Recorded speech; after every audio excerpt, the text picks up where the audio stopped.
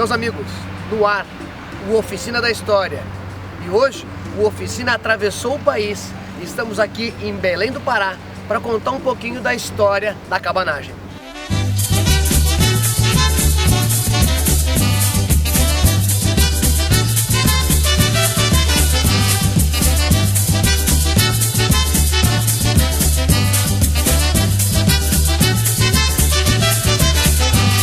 Maria que dança essa, que a gente dança só. Dona Maria que dança essa, é carimbó, é carimbó. Dona Maria que dança essa, que a gente dança só. Dona Maria que dança essa, é carimbó, é carimbó. Braço pra cima, braço pra baixo, agora eu já sei como é que é. Só falta bater a mão, batendo também o pé. Só falta bater. O período regencial brasileiro é o período da nossa história que vai da abdicação de Dom Pedro I, em 1831, até o golpe da maioridade em 1840, dando início então ao nosso segundo reinado, sob a tutela de Dom Pedro II, que vai durar até 15 de novembro de 1889, com o golpe republicano. A regência é um período marcado por uma intensa agitação política e social, por uma disputa dos grupos políticos no país. Isso se deve basicamente à falta daquela figura conciliadora dos interesses da política nacional. A regência é dividida em 4 fases.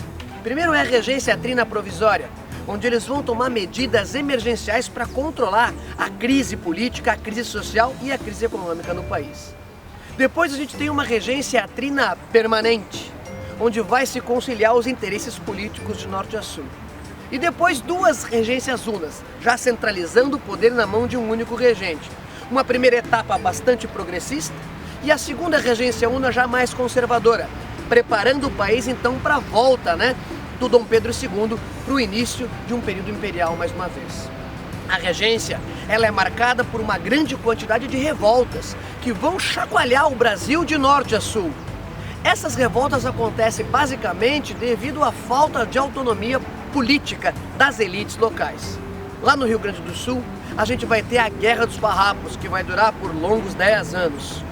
No Maranhão, a gente vai ter a Balaiada, que vai ilustrar o descaso ou a crise social que passava o país naquele período.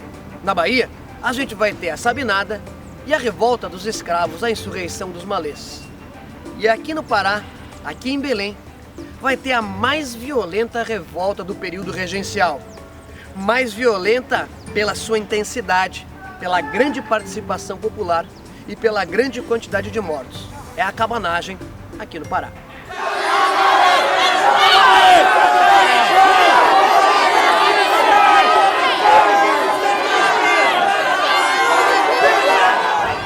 A cabanagem foi a mais violenta das revoltas do período regencial.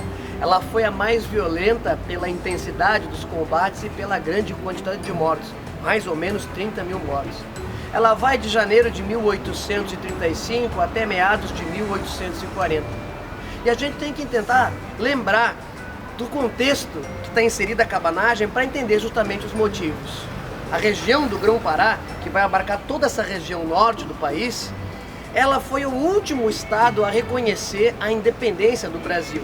Então tinha antigos ressentimentos políticos históricos aqui nessa região. De outro lado, nós temos os grupos políticos, os liberais exaltados, que não aceitavam a perda de autonomia política.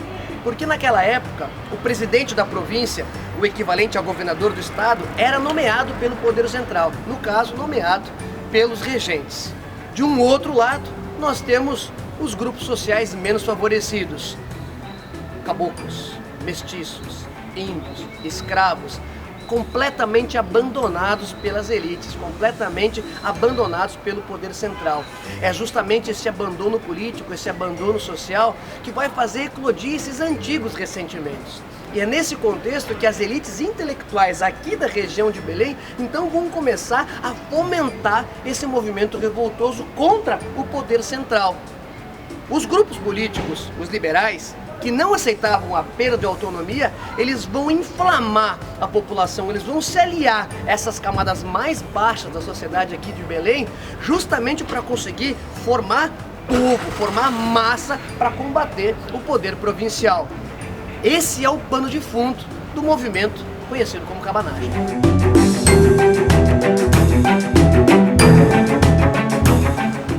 Aqui em Belém do Pará, respirando a história. Foi exatamente aqui, nesse local, que em janeiro de 1835 teve início a revolta da cabanagem. Aqui, na frente da Igreja das Mercês, os cabanos organizaram o movimento e se direcionaram até a sede do governo, precipitando então a mais violenta revolta do período regencial. Saindo da Igreja Nossa Senhora das Mercês, o movimento da cabanagem ganha as ruas. Os cabanos tomam as ruas de Belém e vão se dirigir de lá até aqui a sede do governo provincial. Chegando aqui em 7 de janeiro de 1835, tem início a cabanagem. Os cabanos então vão tomar a sede do governo, vão matar o presidente da província, Bernardo Lobo de Souza. Eu estou aqui com o meu colega, o professor Márcio Figueiredo, que vai contar como é que foi o início, como é que foi a tomada do palácio, como é que foi o início da cabanagem. Bem, é muito importante a gente entender como começou esse desenvolvimento dessa revolução, né? Como eram vistos esses cabanos pela população. A gente tem que entender que nessa época os cabanos eram vistos como bárbaros, como sanguinários, e eles tinham o objetivo basicamente de matar brancos portugueses elitistas.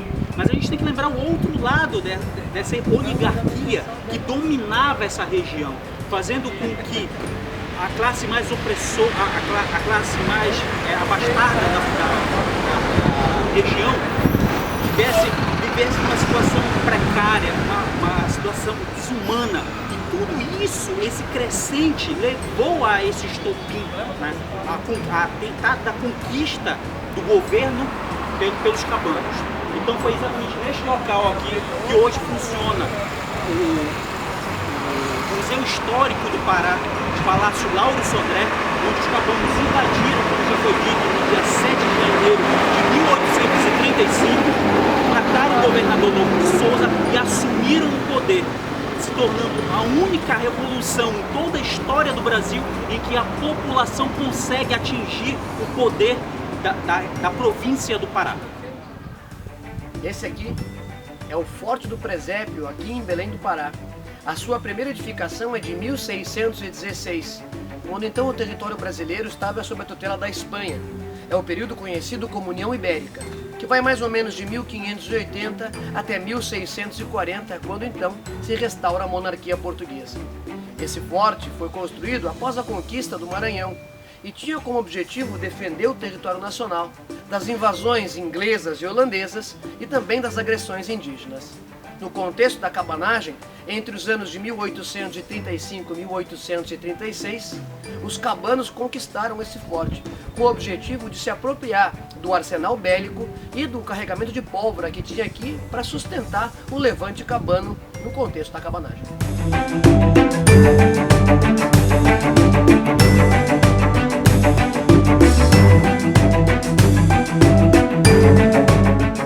Eu convido o meu colega Marcelo, que vai contar para nós como é que foi o início desse movimento da cabanagem. Marcelo.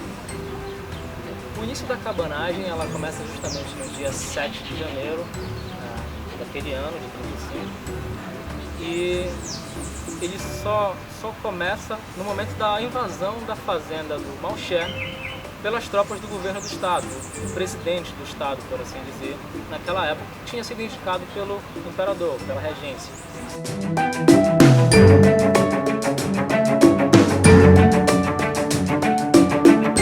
O professor Alexandre vai falar um pouquinho para nós de como é que era esse movimento popular anterior à chegada do poder dos cabanos.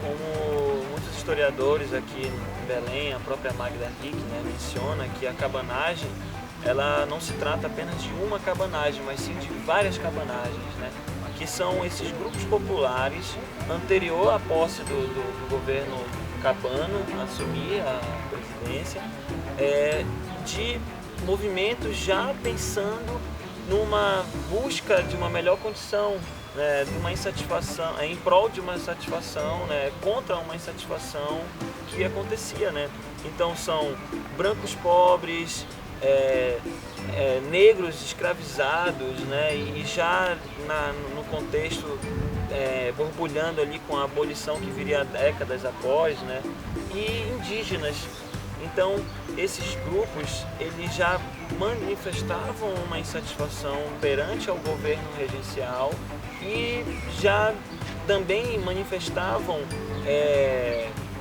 organizações e reuniões em prol de reivindicar sobre essa condição essa péssima condição que eles mantinham, né? Então,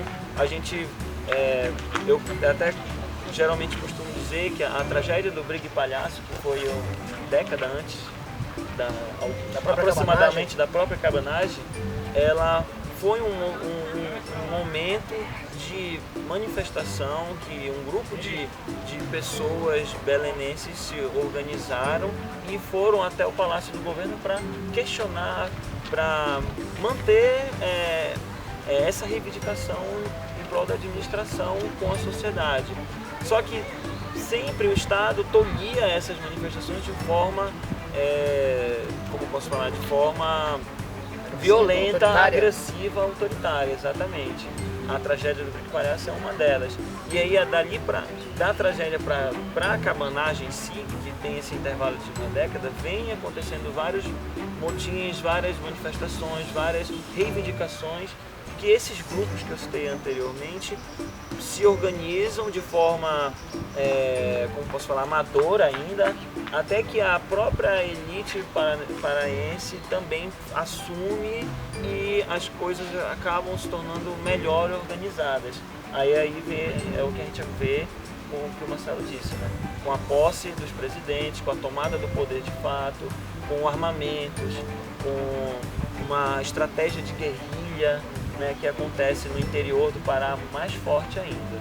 É bem legal essa tua fala, porque a gente consegue perceber os vários grupos que vão fazer parte desse movimento. E que é um processo, não tem a gente bota a data como o 7 de janeiro como um evento que marca o início, mas a gente tem que lembrar que isso é um processo histórico, desde lá do século XVII, quando começa a ocupação europeia da nossa região. Para isso eu queria falar com o meu professor e meu amigo Márcio, que vai contar para nós como é que foi a cabanagem no que tange a participação desses vários elementos da sociedade paraense daquela época. Bem, Márcio, é bom a gente entender esse processo. Dando continuidade ao que o professor Alexandre falou, a cabanagem ela se divide em várias ramificações. Como ele mesmo disse, a professora Magda Ritt dá continuidade, existiam várias cabanagens e vários processos revolucionários. Nós temos que lembrar, a gente coloca uma data marcante, o dia 7 de janeiro de 1835, mas a cabanagem ela surge no seio do Grão-Pará, principalmente no interior. Essa revolução ela surge com uma liderança, a liderança do cônego Batista Campos, que ele é representado por essa minoria, por essa maioria de negros, de índios, de pessoas que não eram teoricamente qualificadas pela sociedade da época. E o que acontece? Cada vez que esse motim, cada vez que essa revolução, esse movimento era tentado ser saneado, dava mais força ainda ao Batista Campos. Só que, basicamente, uma semana antes do motim, uma semana antes desse conflito explodir na capital, chegar à capital e explodir, o cônego acaba morrendo. Ele morre aproximadamente no dia 31 de dezembro de 1834. E em 35, uma semana depois, a Revolução acontece. A necessidade de se colocar para frente essa revolução, porque não sabia exatamente o que iria acontecer. Era uma revolução basicamente sem uma liderança firme, como tinha com o Batista Campos. E com a falta realmente dessa liderança que o Batista Campos tinha, dois grandes grupos acabaram crescendo. Um grupo que assume o poder, que queria fazer um governo mais moderado, em que as transições fossem passadas progressivamente. E um outro grupo muito mais radical, que queria que simplesmente todos os portugueses fossem expulsos ou mortos da nossa região, que a reforma, toda a terra e toda a riqueza que eles tinham fossem retiradas e colocassem em reforma agrária para os pobres camponeses. Então esse conflito de ideais foi muito prejudicial à própria Revolução da Cabanagem, porque não sabiam a que liderança seguir. E num período, uma revolução que consegue chegar ao poder, ela se mantém por um ano e 4 meses, 1 ano e 6 meses, exatamente com 3 lideranças. Exatamente porque no próprio seio desta liderança existiam os motins que retiravam, que matavam o seu próprio líder. Isso foi muito prejudicial. A gente coloca, basicamente, a revolução dentro de Belém, ela dura em torno de 1 ano e 6 meses. Mas a gente tem que ter a importância dessa revolução fora, no interior da capital, né, do Pará, onde, por exemplo, ela se estende até 1840, onde o último motim, o último foco dessa revolução chega na fronteira, para a gente ver a importância e até onde chega essa revolução, na fronteira do que é hoje o estado do Pará com o estado do Amazonas. Como a gente pôde perceber, a cabanagem é um movimento que acontece no período regencial e conta com grande participação popular. A cabanagem, ela vai ser o único movimento da história do Brasil que vai passar da fase conspiratória e vão conseguir formar um governo cabano. Embora dure por pouco tempo, porque vai ter uma forte repressão por parte do Império, ele vai passar da fase conspiratória. Para vocês, professores de história, belenenses, paraenses, eu lhes devolvo a pergunta. Qual seria a importância, qual seria o significado então da cabanagem para a história de Belém e para a história do país? Bastante significativo, né? A cabanagem, ela traz como um reflexo de uma sociedade do seu tempo, né?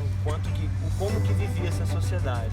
Hoje a historiografia, ela tem essa preocupação ou não de apontar, de informar, né? De trazer ao público o que de fato teria sido a cabanagem. Então, no decorrer da historiografia paraense, a gente vai encontrar dualidades em relação ao próprio cabano e ao próprio movimento, aonde se discute o cabano, de fato, ele é um vilão ou o herói da história, né? E até que ponto, então, o cabano deixaria de ser um desordeiro, deixaria de ser um assassino, um perturbador da ordem pública, e passaria a ser um herói na busca e na conquista de melhores condições para a sua sociedade, para o seu entorno. Então, até hoje a historiografia, ela busca essa discussão para encontrar uma essência mais próxima do que teria sido a cabanagem lá no passado e que reflete hoje, né? Hoje a gente poderia dizer que acontece a cabanagem ainda, as cabanagens, né? Tem um professor que, o Márcio Couto, ele fala que é a resistência do cotidiano, né? A resistência do cotidiano, que ele traz à tona a vivência e a insatisfação ou não de uma sociedade que vive hoje em crise e buscando melhores condições. Bem legal. Marcelo, para ti, qual seria esse símbolo então da cabanagem? Eu acho que eu compartilho daquela visão do Caio Prado Júnior, daquela luta de classes, daquela tentativa do povo realmente chegar ao poder, aí conseguir chegar ao poder, infelizmente não conseguir se manter ali, mas para mim a visão que eu tenho dessa história, dessa historiografia que hoje é contada, que hoje é feita, né, por nossos historiadores atuais, é aquela visão que eu compartilho, aquela visão que me satisfaz, digamos assim, do cabano ser realmente aquele herói popular, aquela pessoa da classe mais pobre, da classe mais baixa, que tenta realmente mudar a partir seja de uma guerra, seja de um conflito político, a sua realidade, a realidade das pessoas que estão ali em volta. Eu compartilho dessa linha historiográfica, é uma linha meio marxista, digamos. Márcio, finaliza pra gente então falando então qual seria esse significado emblemático da cabanagem. Max, eu acho o seguinte, a cabanagem, ano passado ela completou 180 anos de história. E um dos grandes, acho que o principal que a gente tem que se apegar a ela é a busca dessa identidade. O que o professor Alexandre diz de o próprio povo paraense não se identificar como um cabano. E esses 180 anos de opressão, de busca de uma própria identidade, o brasileiro busca uma identidade, e principalmente aqui o paraense, com a história da cabanagem, busca essa sua identidade, se identificar com o quê? Quem nós somos, qual a nossa formação, de onde nós viemos, quais os nossos objetivos. A cabanagem está aí, ainda viva, ainda estudada, cada vez mais melhorada. Então cabe a nós, historiadores, alunos e a sociedade em si, procurar a sua identificação dentro dessas lutas para poder identificar quem nós realmente somos. Gente, eu só tenho a agradecer, assim, eu estou de queixo caído com a colaboração, com a participação de vocês. Muito obrigado por participarem e fazerem parte desse projeto que é a Oficina da História. Valeu, gente, muito obrigado.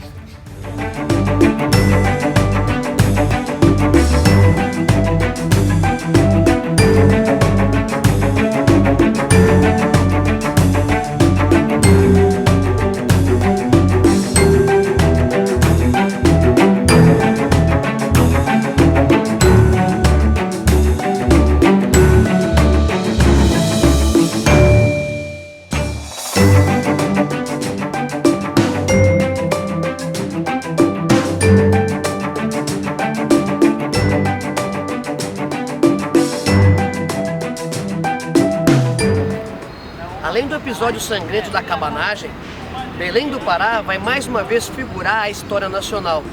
Isso vai acontecer nos fins do século XIX e início do século XX, mais ou menos 1880 até 1920, com o primeiro ciclo da borracha. Naquela época, levas e levas de imigrantes europeus vão migrar para a cidade de Belém com o objetivo de explorar o rico e promissor negócio da borracha natural. O mundo vivia sob a tutela da segunda revolução industrial. E a borracha, o látex, vai ser matéria-prima importantíssima para desenvolver a indústria naquele período. Com isso, Belém vai se transformar numa das cidades mais modernas do país, amplamente urbanizada, com um sistema de água e esgoto, sendo a primeira cidade do país a ter energia elétrica.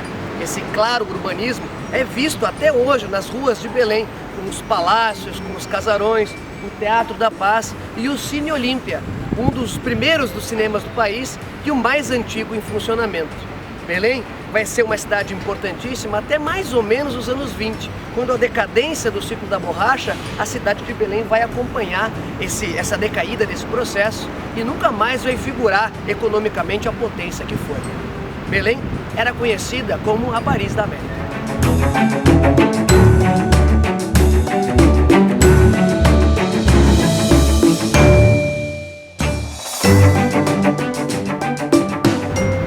Em 7 de janeiro de 1985, na ocasião onde celebravam os 150 anos da cabanagem, é inaugurado o Memorial à Cabanagem, obra do famoso arquiteto Oscar Niemeyer, e a única obra de Niemeyer no norte do país.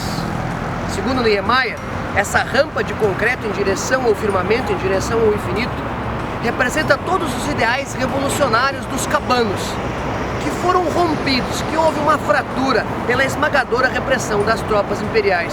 No entanto, a rampa continua em direção ao infinito, representando então toda a história do movimento cabano aqui na região do estado do Pará, na região de Belém. Infelizmente, a obra encontra-se abandonada, tomada por moradores de rua, completamente pichada.